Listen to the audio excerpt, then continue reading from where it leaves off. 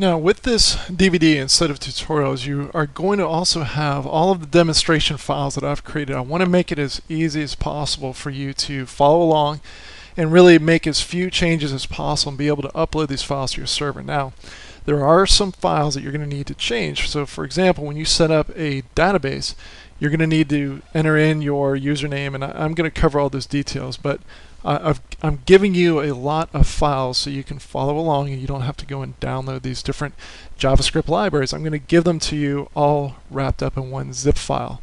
So as you see right here, we have a zip file, .zip. But you can't use these files until they're unzipped. So what we need to do is you need to right click, and more than likely you've got some software already installed on your computer that will allow you to what's called extract these files from this packaged up smaller zip file to all the files that you're going to be able to use and edit. So what you want to do is you want to right click and choose the line that says extract.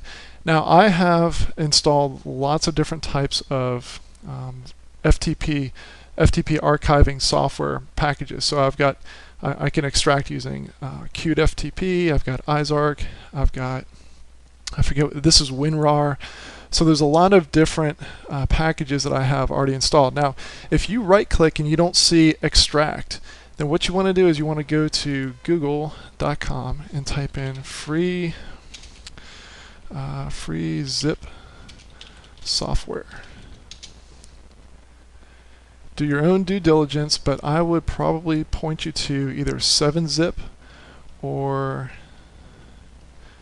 you could try WinZip. It looks like they have an evaluation package. I would also look for Izark. So I bet you somewhere in here. Izark. Nope. Izark isn't on there. Anyways, I would use 7-zip or something along those lines. So there's lots of different free zip and unzip utilities, but more than likely, like I said, you're going to be able to just right click, and one of the options that you'll have is extract to, and then just choose one of those, and the files will be taken out of the zipped archive and put on your computer. And then when you're done, it will look something like this, where you'll see these demo files. You'll see a folder for Mapstraction, and I'll go through what each of these files are and what they do, and we'll start to open these up.